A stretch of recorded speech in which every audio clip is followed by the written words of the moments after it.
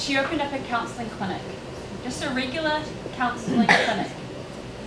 And when the very first woman that came into that counselling clinic shocked her, because this woman that came in, her face had been burned,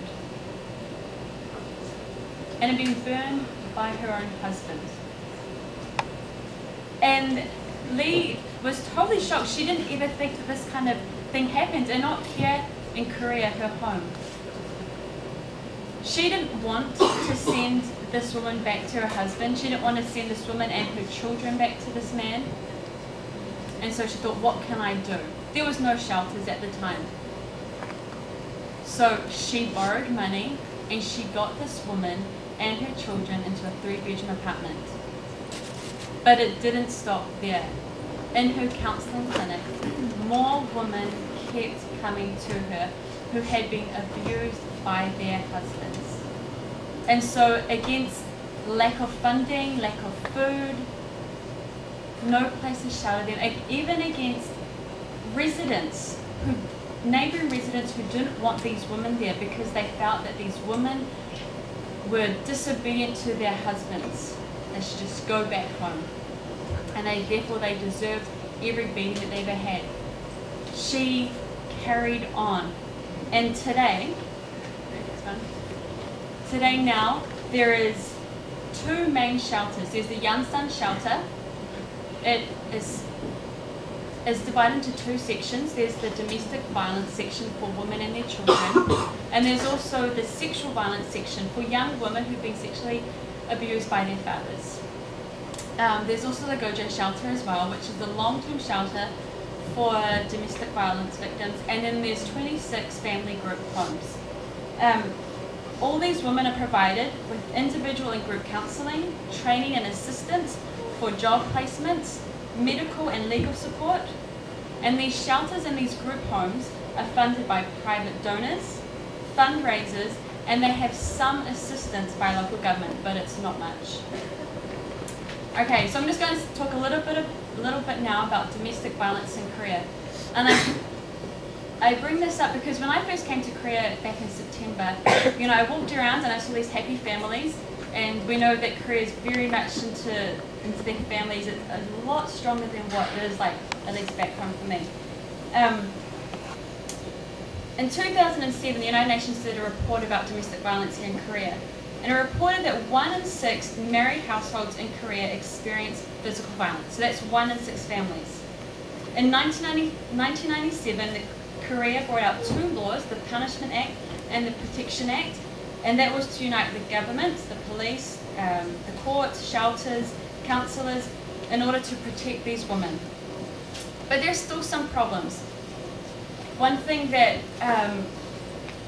Lee raised with us, and also Kim Eun-hye, who's the director, they talked about how there's still a bit of a problem with the police in dealing with these men because it's a bit of a men's club. So there's something I really wanted to share from this report. It said the most frequently reported problem was police negligence.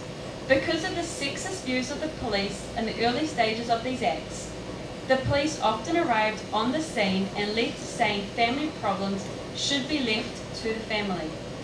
The second problem was that the police took the offender to the police station but later released him. The third problem was instead of helping the victim, the police humiliated and intimidated her.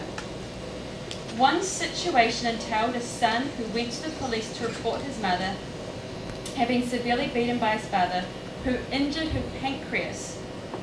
He had to leave the police station having been reprimanded by the police, who said no good son would report his own father.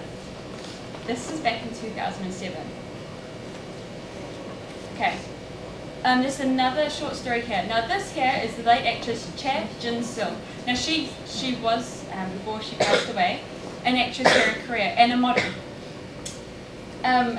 She was sued for compensation by a construction company here in Korea that she represented as a model because she disclosed to the public her bruised and swollen face caused by her then husband.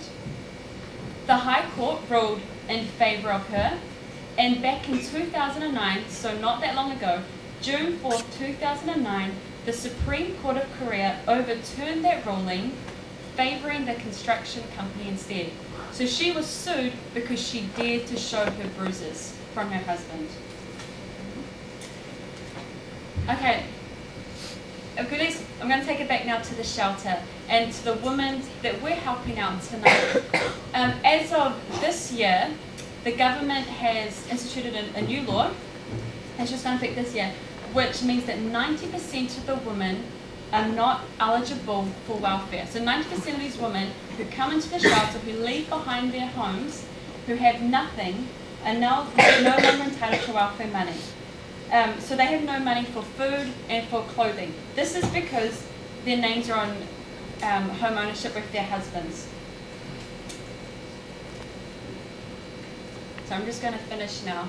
I want to thank you. I want to thank you for coming tonight. I want to thank you for your donations and helping these women. I'm thanking you also on behalf of the Women's Shelter. These women, they need help. We can't fight the government. I mean, when I hear these stories and I wish that I could get the government to support these women more, we can't do that. But what we are doing is we're giving these women a little bit of hope that they can survive a life without living in domestic violence. If you would like any more information about the Women's Shelter, if you want to donate clothing or you want to help, we have English teachers who come and regularly volunteer to some of the children. Please come and see me, or you can go into the Busan volunteer page. Sorry, which is the next slide? Yeah, okay. And lastly, I do want to thank the girls in Vagina Monologues, an amazing job that they've done. And also we have here tonight just some of the women from the shelter. They're in the 4th and 5th row with myself, who have come out tonight. We thank them for the dedicated work that they do every day with these women and their children. Thank you.